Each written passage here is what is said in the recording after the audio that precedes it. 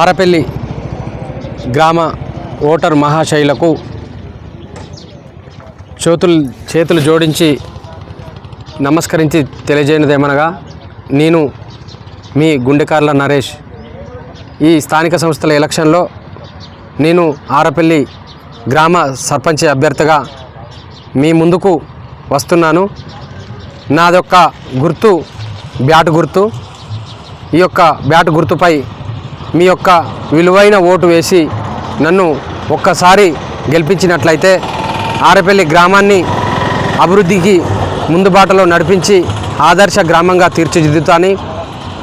ఇప్పుడున్న ప్రభుత్వంతో కానీ అధికారులతో కానీ అందరితో మమేకమై మీ యొక్క సూచనల మేరకు, అందరి అభిప్రాయాల మేరకు తప్పకుండా నేను ముందుండి మీ యొక్క సమస్యలను పరిష్కరించే విధంగా ముందుకు కొనసాగుతానని, అలాగే నన్ను నమ్ముకున్న ప్రజలు నా మీద పెట్టిన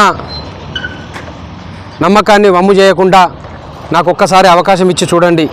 అమ్మలారా, అక్కలారా, అన్నలారా, తండ్రులారా, మీ అందరికీ చేతులు జోడించి నమస్కరించి తెలియజేస్తున్నాను. నేను మొదటిసారిగా మీ ముందుకు వచ్చాను. నేను ఇప్పటి వరకు గ్రామాన్ని ప్రతి నిమిషం, ప్రతి రోజు ఆరపల్లి అభివృద్ధి కోసమే నేను ముందుండి మీ యొక్క సమస్యలను అభివృద్ధి వైపు నడిపించాను. అలాగే మీ సొంత సమస్యల్లో కూడా నన్ను భాగస్వామిని చేసి ప్రతి నిమిషం అందుబాటులో ఉండి ఆరపల్లి గ్రామంలో ఎల్లవేళలా అందుబాటులో ఉండి అందరి ఆప్త బంధువునిగా నేను మీ ముందు ఉన్నాను.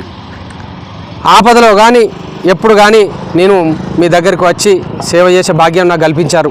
అలాగే ఇప్పుడు కూడా ఒక్కసారి అవకాశం ఇచ్చి నాకు మీ ఒక్క విలువైన ఓటు వేసి నన్ను సర్పంచ్గా గెలిపించినట్లయితే నేను ఇంకా ముందుండి మీ యొక్క సమస్యలను తీర్చుతానని, ఆరపల్లి గ్రామానికి వచ్చే నిధులను ప్రతి ఒక్కదాన్ని నేను అందరి ముందు చూసి నిర్ణయం తీసుకొని గ్రామ అభివృద్ధి చేస్తానని మాటిస్తూ ప్రమాణం చేస్తున్నాను.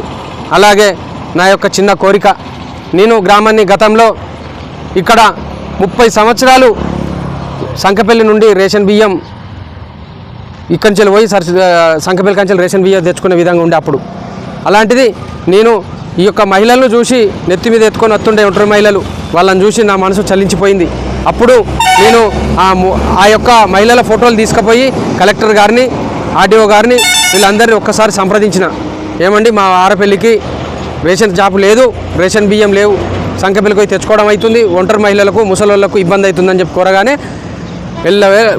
వెంటనే ఇక్కడికి ఆర్డీఓ ఆఫీస్కు, కలెక్టర్ ఆఫీస్ నుంచి వెళ్ళి లెటర్ వచ్చి తొందరగా రేషన్ బియ్యాన్ని ఇక్కడికి తెప్పించడం జరిగింది. వారందరూ సంతోషించారు. అప్పుడు నేను అలాగే గ్రామ అభివృద్ధి కోసం తోడ్పడతాను. ఇప్పుడు మీ యొక్క అమూల్యమైన ఓటు వేసి నన్ను గెలిపించగలరని కోరుతున్నాను.